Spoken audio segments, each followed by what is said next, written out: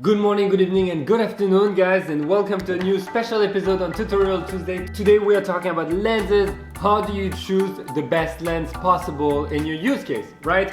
So in photography, you have to know one thing. The body of your camera might be important, but the most important thing in photography and also in video is actually the lens that you're gonna be using. Simply because the better the glass you're using, the better the image you're going to have. It's going to be crisper, it's going to be sharper. Most of the problems and most of the things that people see, for example, online, on Instagram, everything, we have shallow depth of field, we have like amazingly crisp and sharp image. Well, you have to know that it doesn't come necessarily from the camera itself, it mainly comes from the lenses. So I want to share with you the important criteria for choosing a lens. Alright, so number one, the first thing you want to be deciding on when you're choosing a new lens is your focal length. And let me explain.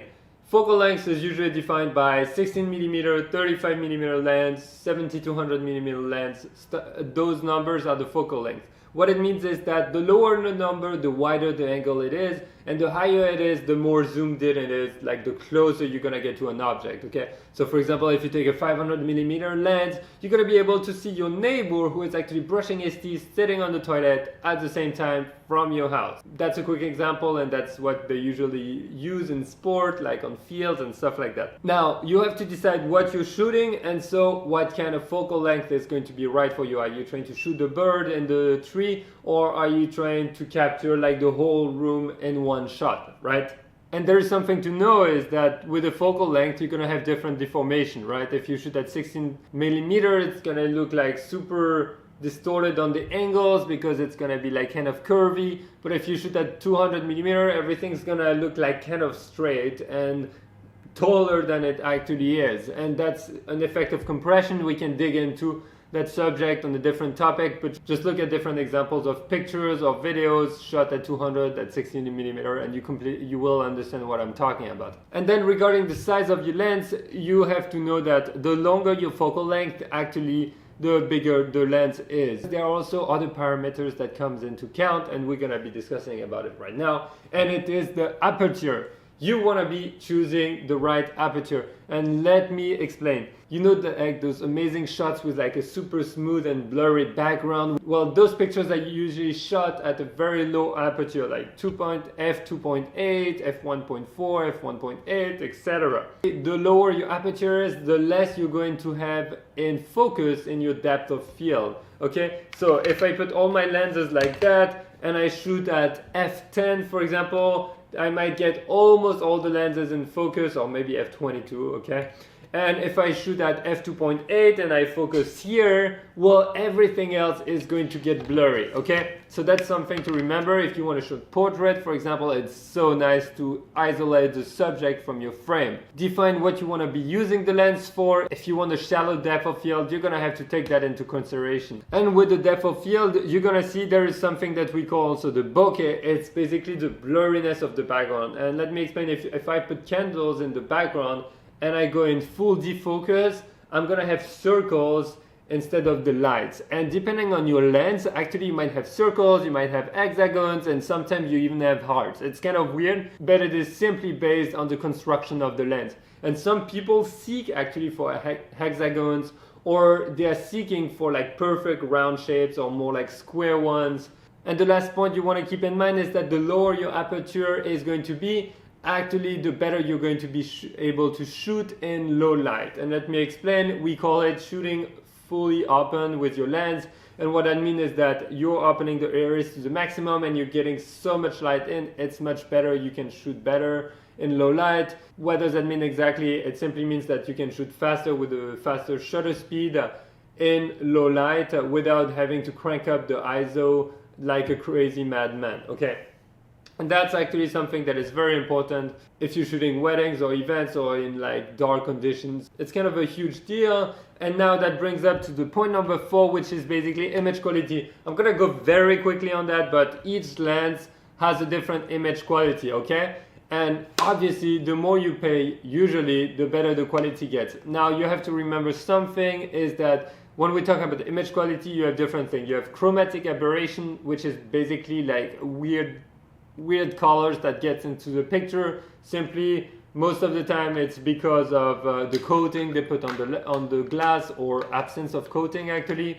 Then we also have the vignetting. The vignetting, you know it guys, what it is. It's when those edges get like really dark on the sides, although it almost looks like you're on a halo, and that really varies depending on the lens. I have an old shitty lens, there's so much vignetting, it's not even funny, you know? But some people are looking for that actually. And the last thing is the sharpness. Each lens are going to have a different type of sharpness. And you know what, this is actually something that depending on what you're shooting, you're going to be looking for sharpness or not. But well, there is always a certain limit in which you want your shot to be like super sharp, but do you want them to be ultra sharp, or do you want them to be like sharp but soft-ish? Like for example, if you're shooting people, if you're shooting portraits, you want the skin to be like slightly smooth. So if you go too sharp with like macro lenses are very known for being super ultra sharp, well then you're gonna see all the details in the pores and it's not that nice. If you're taking another portrait lens that's slightly smoother, it's going to look a bit better, okay? Now we have 2 more points to discuss. The fourth is going to be stabilization. So is your lens stabilized or not? Well, here is something to know. The wider your angle, the less important the stabilization is, because when you have like so much in frame, you don't really see the difference as much as if you have a zoom that's stabilized versus non-stabilized. So for example, that guy is stabilized, and at 200mm you can tell the difference. What does that mean is that all the micro movement that you might have in your picture when you're trying to take it are going to be attenuated and are going to be reduced by the system in the lens, okay? It's not miracle. If you have a 5-axis stabilized body, it's going to be way better than a stabilized lens. But the two combined make something like incredible, where you can go do smooth shots, even in video, where nothing moves. It's pretty sick. And if you want to dig into the stabilization for the video deeper, I think Peter McKinnon did a great video about it the other day, where he talks about it, so I highly recommend that video if you want. I'll try to link it below. Alright, so that brings us to the last part, which is basically autofocus, okay? If you buy an old lens, most likely for fun or because you found the amazing glass that doesn't exist anymore and you'll just love it, you want to adapt it to your camera. For example, Nikon lets you adapt any kind of lenses, even for the first one that they built on their cameras nowadays.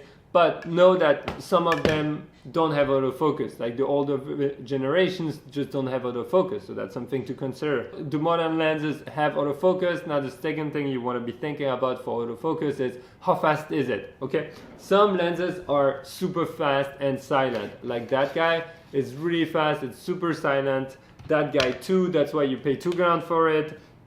And that guy, you know what, it's older, it's pretty fast, but still, you know, it's gonna be hunting, it's not that great. So the speed and the accuracy of your autofocus is going to be one of the things you wanna be looking after, and just making sure that it fits your need. If you're shooting sport, you want something fast as possible, you want it to be super fast, you want it to be super accurate. It's super important for you if you don't wanna miss the shot of the guy running, right?